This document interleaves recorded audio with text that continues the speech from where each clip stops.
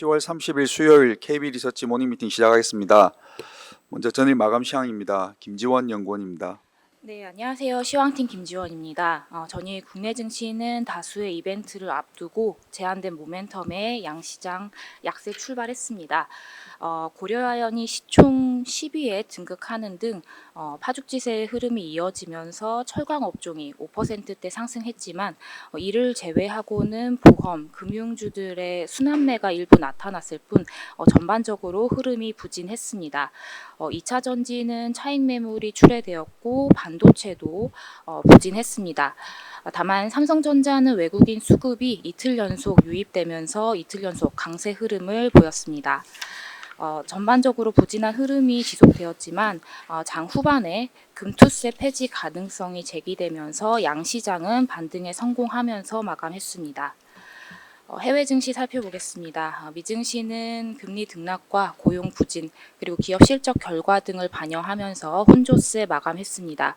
기술주 강세에 나스닥은 최고치를 기록했습니다. 9월 구인 건수는 744만 건으로 전월 대비해서 감소하고 예상도 하회하면서 21년 1월 이후 최저 수준을 기록했습니다. 이러한 예상보다 부진한 고용에 상승하던 금리 흐름이 주춤해지긴 했는데요. 다만 소비자 심리지수가 급등세를 보이면서 이러한 고용 우려를 상쇄시켜줬습니다. 여러 종목들이 실적을 발표하면서 등락을 보였는데요. 특히 알파벳은 3분기 클라우드 매출이 35% 성장하는 등 예상을 상회하는 실적을 발표하면서 시간 내에서 5%대 급등했습니다. 중국 증시는 미중 갈등 격화 우려가 높아지면서 하락했고 유럽 증시는 기업 실적 실망감이 지수 하락을 주도했습니다. 미국 10년물 국채 수익률은 양호한 7년물 국채 입찰 결과에 소폭 하락했고 유가는 이스라엘과 헤즈볼라 간의 휴전 논의 소식에 하락을 연장했습니다. 관전 포인트 짚어보겠습니다. 트럼프 프라이싱이 지속되면서 미 10년물이 장중 4.3%를 상회하기도 했고 비트코인도 한때 7만 3천 선을 넘어서면서 최고가에 근접하는 흐름을 보였습니다. 국내는 삼성전자에 대한 외국인의 순매수가 재개된 점이 좀 특징적이고요. 금투세 폐지 가능성이 제기가 된 점 역시 투자 심리를 개선시키는 요인 중 하나입니다.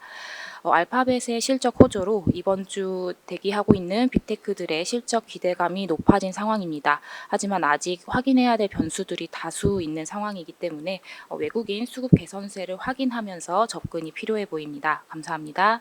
네, 오늘 첫 번째 자료는 2025년 미국 주식시장 전망입니다. 김일혁 연구원입니다. 네, 안녕하세요. 크로스에셋과 해주식 전략 담당하는 김일혁입니다. 안소은 수석하고 함께 내년 미국 주식 전망 자료를 발간했습니다. 2025년 말 S&P 500은 6,800포인트를 예상합니다.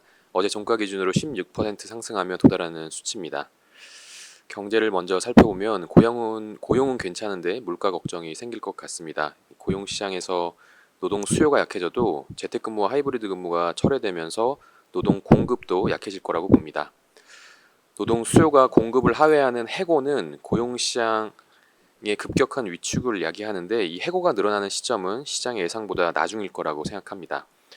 가계 재정과 또 고용 시장이 탄탄한 상황에서 선거 불확실성이 사라진 후에 기업들의 투자까지 살아나면 인플레이션이 통제되지 않고 있다는 우려가 커질 수 있습니다. 저희는 올해 말과 내년 초에 이와 같은 우려가 불거지면서 멀티플 조정이 나올 거라고 예상합니다. 하지만 2025년은 이익 성장에 기반이 되는 명목 GDP 성장 기대가 높아질 전망입니다. AI를 활용한 생산성 향상도 성장 기대를 높이는 요소입니다. LLM 가격 인하와 AI GPU 수출 규제로 AI 인플레이션이 완화되면 AI 수요는 더 크게 늘어날 전망입니다. 이런 환경에 대비해서 성장주 비중 확대 전략을 유지하지만 반도체보다는 클라우드 그리고 소프트웨어로 상승세가 확산될 거라 생각합니다. 감사합니다. 네, 내년도 미국 주식 시장에서 S&P 500은 25년도 말을 6,800포인트로 전망을 합니다. 일단 미국의 이제 그 고용과 물가 중에서 고용은 견조할 것으로 예상하고 있고요. 즉 경기가 뭐 아주 많이 나빠질 것으로 예상하지는 않고 있는데 다만 이 과정에서 다시 인플레이션의 우려가 좀 커질 수도 있다라는 의견입니다. 연간 EPS를 상향 조정했습니다. 내년에 미국의 명목 앞서 말씀드린 것처럼 미국의 명목 GDP 성장 기대가 높아지면서 이익 성장이 여전히 유효할 것으로 판단이 되고요. 통화 완화 기대가 일시적으로 앞서 말씀드린 인플레이션 때문에 조금 후퇴하더라도 성장주 중심의 상승 흐름은 이어질 것이다라는 전망입니다. 멀티플의 변수로는 대선과 그리고 앞서 말씀드린 이제 기대 인플레이션이 혹시 다시 높아질 수 있는 부분으로 판단하고 있습니다. 자세한 내용은 레포트 참고 부탁드립니다. 네, 다음은 상업용 부동산 시장 월간 자료입니다. 지세진 연구원입니다. 안녕하세요. 상업용 부동산 팀 지세진입니다. KB 크레마 상업용 부동산 월보가 발간되었습니다. 미국, 유럽, 한국 등 글로벌 주요 국가의 금리 인하가 진행 중입니다. 주요 기업들의 사무실 복귀 정책이 발표되면서 재택근무도 줄어들 것으로 예상되는데요. 그동안 고금리, 높은 공실률의 영향으로 자산 가치가 하락하고 거래가 감소했던 글로벌 주요 오피스 시장들은 회복의 기로에 서 있습니다. 먼저 서울입니다. 10월 11일에 한국 기준금리가 인하되었습니다. 일부 국내 이커머스 공유오피스의 서울 오피스 임차 수요가 감소했으나 3분기 서울 주요 권역 오피스 임대시장 공실률은 3.4%로 여전히 견조한 모습입니다. 서울 내 복합 쇼핑몰은 오피스로 용도를 변경하여서 임대 수익 증대를 꾀하고 있습니다. 투자 시장에서는 적체되어 있던 대형 오피스 매물들이 거래되고 있습니다. 3분기 YTD 기준 서울 오피스 거래 규모는 작년 연간 수준을 이미 넘어섰습니다. 내년 서울 상업용 부동산 거래 규모도 작년 수준을 상회할 것으로 전망됩니다. 아시아 태평양입니다. 호주의 경우 여전히 물가를 경계하면서 기준금리가 동결 중입니다. 그러나 호주에서는 최근 보험, 금융 업종 등을 중심으로 사무실 복귀가 진행 중인데요. 시드니 오피스 시장의 상반기 순흡수 면적이 플러스로 전환되었습니다. 도쿄에서도 재택근무가 축소되고 있습니다. 근로자들이 유입되면서 멀티패밀리 시장 임대료가 상승세를 이어가고 있습니다. 홍콩 오피스 시장에서는 임대 시장 회복과 함께 자산 가치가 반등하고 있습니다. 다음 미국입니다. 9월 FOMC 결과 미국 기준금리가 50bp 인하되었습니다. 미 동부 항만에서는 파업이 진행되었는데 임금 인상으로 협상이 되었고 휴스턴에서 송유관 폭발, 미국 남부 지역에서 허리케인 피해가 발생하면서 향후 상업용 부동산 투자 시 지역별 리스크 검토가 필요합니다. 한편 아마존이 내년부터 재택근무를 중단하는 등 사무실 복귀가 꾸준히 진행 중인데요. 3분기 오피스 임대차 활동이 증가했습니다. 그러나 공실률이 여전히 높은 상황이고요. 부실 자산이 증가 중이기 때문에 CMBS 연체율도 상승세입니다. 멀티패밀리로의 컨버전, 재개발 등 밸류애드 오퍼튜니스틱 투자가 지속될 전망입니다. 마지막으로 유럽입니다. 물가가 빠르게 안정화되고 있는데요. 유로존 중앙은행이 9월, 10월에 기준금리 인하를 결정했습니다. 파리에서는 오피스 임차 수요가 감소했고 공실률이 상승했습니다. 유럽 물류센터도 제조업 등 저조한 경제 성장으로 수요가 빠르게 회복하지 못하고 있습니다. 일부 양호한 임대시장 펀더멘털을 보이는 지역에서는 투자가 회복되는 모습을 보이고 있는데 오피스를 중심으로 한 거래활동 위축이 여전합니다. 금리 인하와 함께 상업용 부동산 거래 규모가 점차적으로 회복될 전망입니다. 자세한 내용은 리포트를 참고 부탁드립니다. 네, 주요국의 금리 인하가 시작되고 진행 중입니다. 기업들의 사무실 복귀 정책이 발표되면서 주택근무도 줄어들고 이로 인해서 그동안 고금리나 이제 공실률 영향으로 자산 가치가 하락했던 오피스 시장들도 회복이 일부 기대가 됩니다. 서울 같은 경우는 여전히 그 상업용 부동산 거래가 활발한 편이고요. 다만 이제 경기에 후행하는 상업용 부동산 시장 특성상 심리가 아직 위축되어 있는 지역들도 있고 특히 미국을 중심으로는 여전히 부실 자산 거래가 증가 중입니다. 이에 코어 전략 외에도 밸류애드나 오퍼튜니스틱 전략에서 기회를 찾는 활동도 예상이 됩니다. 네, 다음은 산업 및 기업 분석 순서입니다. 먼저 하나금융지주에 관한 실적 자료입니다. 강성근 연구원입니다. 예, 안녕하세요. 하나금융지주에 대해서 투자 의견 바이를 유지하고 목표 주가는 88,000원으로 6% 상향 조정합니다. 저희가 투자 의견 바이를 유지하고 있는 이유는 이번에 그 밸류업 공시를 했습니다. 이를 통해서 2027년까지 주주환원율 50% 추진을 공시를 했습니다. 이는 이제 먼저 발표한 KB와 신한과 유사한 수준으로 그러니까 경쟁 시중은행 금융주주 대비 비은행 자회사 이익 기여도가 적고 CET1 비율의 변동성이 상대적으로 크다라는 이제 약점은 존재하지만 이 목표 주주 환원율 자체가 유사한 수준이라는 점에서 지금 현재 벌어져 있는 밸류에이션 격차 축소 가능성이 높기 때문입니다. 증권 및 카드 자회사의 이제 상대적 낮은 이익 기여도 이 부분도 좀 부담 요인인데요. 이제 이런 부분들은 결국에는 은행 중심의 이제 성장으로 나타날 수밖에 없고 이는 그룹 RWA 측면에서 부담으로 나타날 수 있습니다. 하지만은 이제 그 증권 및 카드 자회사의 이익이 회복 추세에 있다라는 점을 감안을 할 때 이 역시 할인 요인 축소 요인으로 진행될 수 있을 걸로 생각을 하고 있습니다. 이번에 실적 발표와 같이 자사주 1,500억 매입 소각을 발표를 했습니다. 2024년 누계로는 이제 4,500억 수준입니다. 이를 반영한 주주 환원율은 37.8%로 전망이 됩니다. 저희가 이제 하나금융지주를 금융업종, 그러니까 은행업종 최선호 종목으로 유지하는데 그 근거는 앞서 말씀드린 밸류에이션 매력 때문입니다. 3분기 연결 기준 지배주주 순이익은 1조 1,566억 원으로 컨센서스를 13.1% 상회했습니다. 요인 안에는 이제 일회성 요인들이 좀 반영이 되어 있는데요. 충당금 환입이 681억 원이 있었고 고정자산 매각이익 등이 반영이 됐기 때문입니다. 이번에 이제 원화대출이 전분기 대비 1% 감소하였고요. 또 이제 비은행 쪽에서의 이제 RWA 부담이 줄면서 CET1 비율이 이제 13%를 재차 상회하는 영향을 미쳤고, 비이자 이익 쪽에서는 환차익 562억 원이 반영이 됐습니다.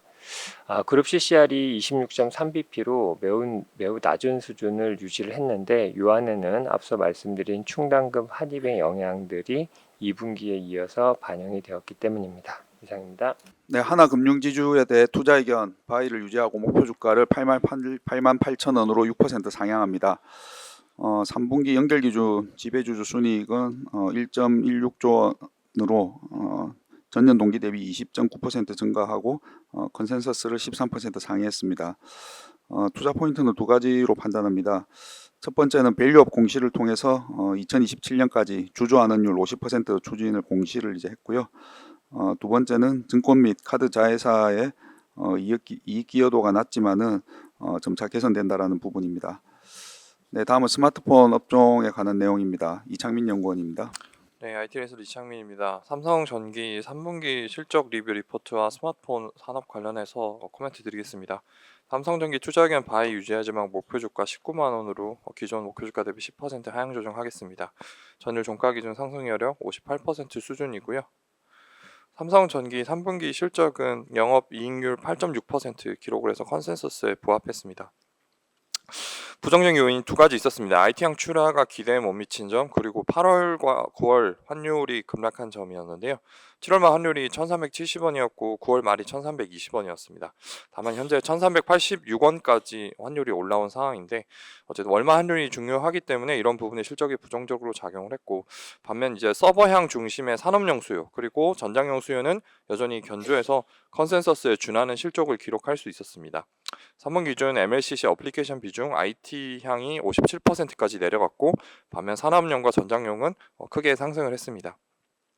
4분기 실적은 영업이익률 6.9% 수준으로 추정이 되는데 고객사 재고 조정이 불가피한 시즌이기 때문에 이익 역성장은 불가피한 것으로 판단하고 있지만 어제 AI 서버 중심으로 매출은 견조하게 나올 것으로 생각이 돼서 비수기 기준 상대적으로 양호한 실적 기대하고 있습니다.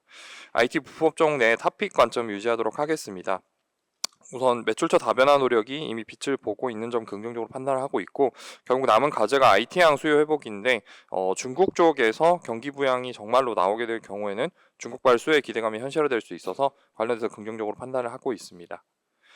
다음은 이제 9월 스마트폰 판매 동향 자료 말씀드리도록 하겠습니다.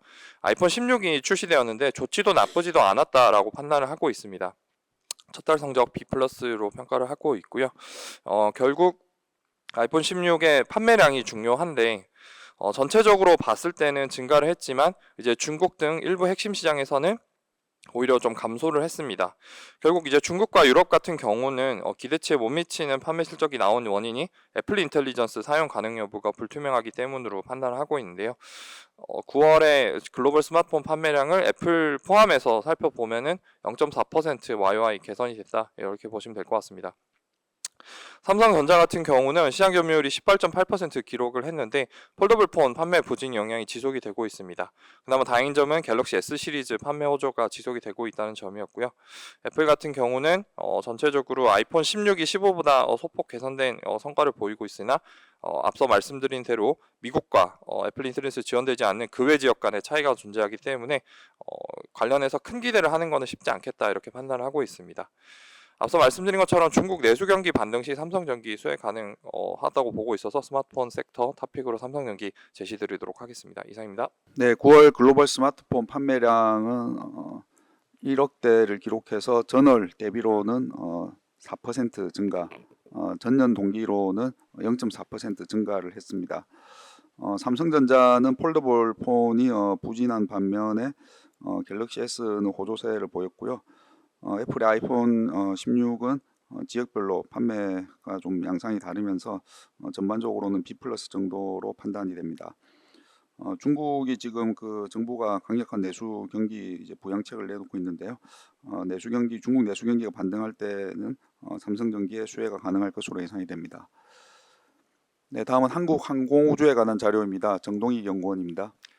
안녕하세요. 조선기업청 담당 정동익입니다. 한국 항공우주 산업의 목표 주가를 기존 65,000원에서 72,000원으로 상향 조정하겠습니다. 투자 의견은 기존 매수를 유지합니다. 어제 발표된 3분기 실적은 매출액이 9,072억 원, 영업이익 763억 원을 기록을 했습니다. 매출액은 컨센서스를 소폭 하회했지만 영업이익률을 시장 예상치를 소폭 상회해서 양호하고 무난한 실적으로 판단이 됩니다. 태국, 말레이시아, 폴란드 등으로 나가는 FA50 매출액이 증가하는 가운데 이라크와 맺은 계약자 군수 지원 계약에서 이례적으로 높은 수익률을 기록한 것이 3분기 실적 호조의 배경입니다. 3분기 신규 수주는 305억 원에 그쳤습니다. 이에 따라서 상반기 수주를 포함해서 올해 누적 신규 수주는 3.1조 원 수준에 그치고 있는 상황인데요. 당초 상반기 중 계약을 기대했었던 6, 7천억 규모의 수리온 헬기 UAE 수출 계약과 1조 원 내외의 이라크 계약이 아직 확정되지 못하고 있는 상황이고요. 1조 원 규모의 FA50 경전투기 우즈베키스탄 수출 계약은 미국의 수출 허가에 발목이 잡혀서 연내 성사 여부가 불투명해진 상황입니다.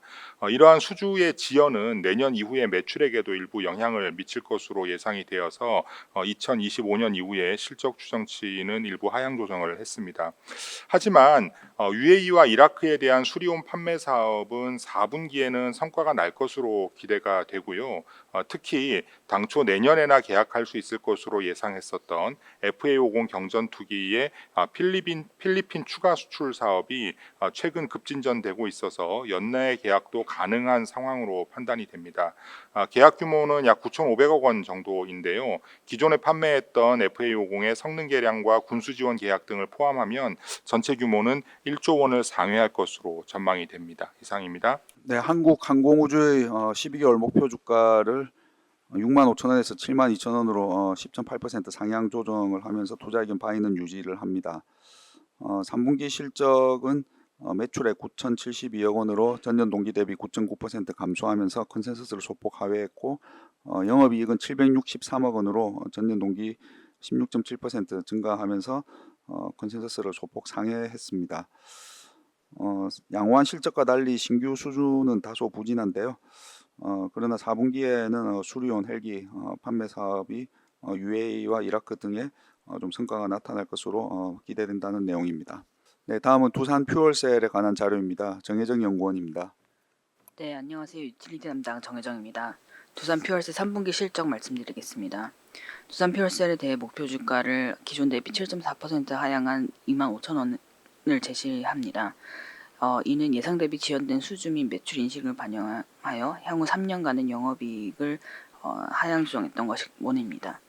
다만 그럼에도 불구하고 전일 종가 대비 상승 여력이 여전히 34% 남아있다는 점을 고려해 투자 의견은 바이를 유지합니다. 두산 퓨얼셀의 3분기 손익은 영업 적자를 기록했습니다. 30억 원의 영업 적자를 기록을 했고요. 이는 시장 컨센서스를 크게 하회하는 수준이었습니다. 이렇게 영업 적자를 시현하게 된 가장 큰 이유는 상반기 수주 공백으로 인해 연료 전직 주기기 매출액이 31억 원에 그치면서 전년 동기에 170억 원 대비 큰 폭으로 감소했던 것이 주원인이었습니다. 이렇게 크게 위축된 매출 규모가 고정비를 충분히 상쇄하지 못하면서 영업이익률이 전년 동기 대비 10% 이상 하락하면서 좀 부진한 모습을 보였는데요. 그럼에도 불구하고 두산퓨얼셀에 대해 긍정적인 의견을 유지하는 것은 국내 일반 수소 발전 입찰 시장에서의 수주 규모가 커지고 있기 때문입니다. 두산퓨얼셀은 작년에 109메가와트, 올해는 127메가와트의 물량을 낙찰받았습니다. 이 중 계약이 체결되지 않은 30메가와트는 올해 4분기 중에 127메가와트는 내년 중으로 수주를 할 수 있을 것으로 전망이 되고 있고요. 이에 따라 두산퓨얼셀은 4분기 중으로 지연된 수주 건들이 매출에 집중적이 반영이 되면서 연간 매출액이 시장 컨센서스인 4천억 수준에 부합할 것이라고 언급을 한 바 있습니다. 앞으로는 올해 말에 발표될 청정수소 발전 입찰 시장의 결과와 2025년 하반기부터 반영되기 시작할 발전용 SOFC의 양산 관련된 결과도 기대해 볼 만하다고 보고 있습니다. 이상입니다. 네, 두산 퓨얼셀에 대한 투자 의견 바이는 유지하지만 목표 주가는 25,000원으로 7% 하향 조정합니다. 목표 주가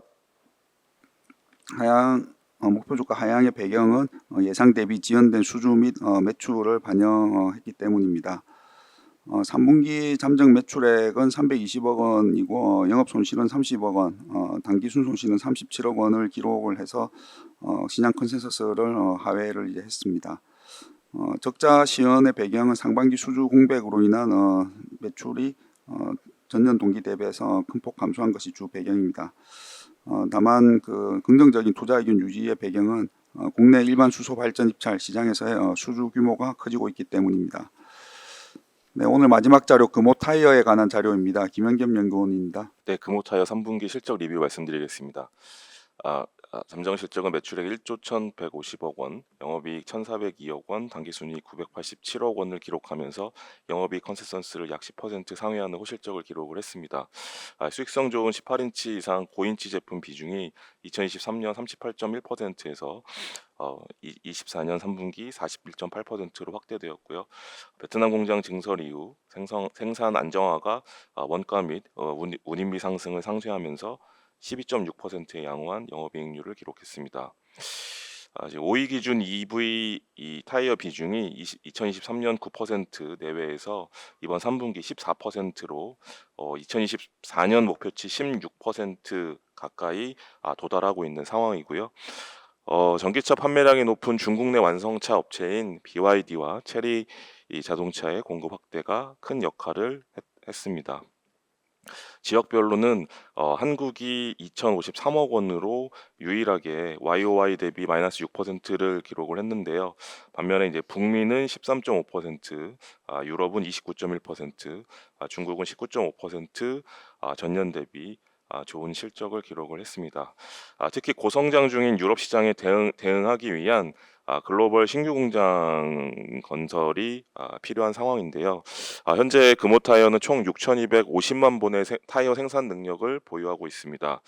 생산 가동률은 2022년에 85.5%에서 작년에 94.1%, 3분기 기준 97.2%의 생산 가동률을 보이고 있기 때문에 공장 증설을 통한 생산 캐파 확대가 필요한 상황입니다.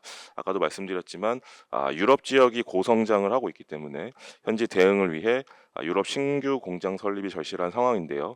금호타이어는 이번 3분기 IR 공시를 통해서 유럽 지역 신규 공장 설립을 검토 중인 것을 언급을 했습니다. 또한 국내에서는 또 공장 이전, 이 금호타이어 공장 이전이 굉장히 중요한 이슈인데요. 지난 6월달에 광주 광산구는 금호타이어 광주 공장 주변 지역 도시 환경 영향 기초조사 및 발전 방향 모색 연구 용역을 진행하고 있는 상황이고요. 연말에 이것이 마무리가 됩니다. 거기에 맞춰서 11월 4일에는 광산구 구청에서 금호타이어 이전 문제와 광주 송정역 역세권 개발 방향을 논의하기 위한 주민 공론장을 개최할 예정인데요.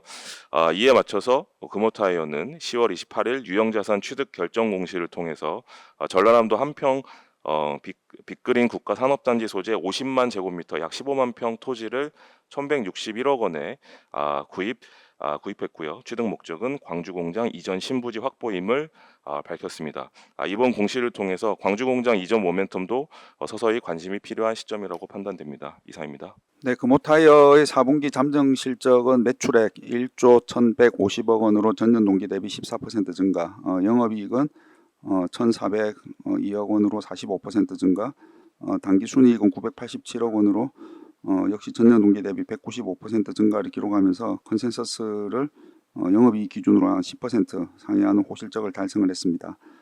수익성이 좋은 18인치 이상 고인치 제품 비중 증가와 베트남 공장 증설 이후 생산 안전화가 원가 및 운임비 상승을 상쇄한 배경으로 판단이 됩니다. 향후 앞으로는 글로벌 캐파 확대가 좀 필요한 상황이고 이에 대해서 관심이 필요하다는 판단입니다. 네, 이상으로 10월 30일 수요일 KB 리서치 모닝 미팅 마치도록 하겠습니다. 감사합니다.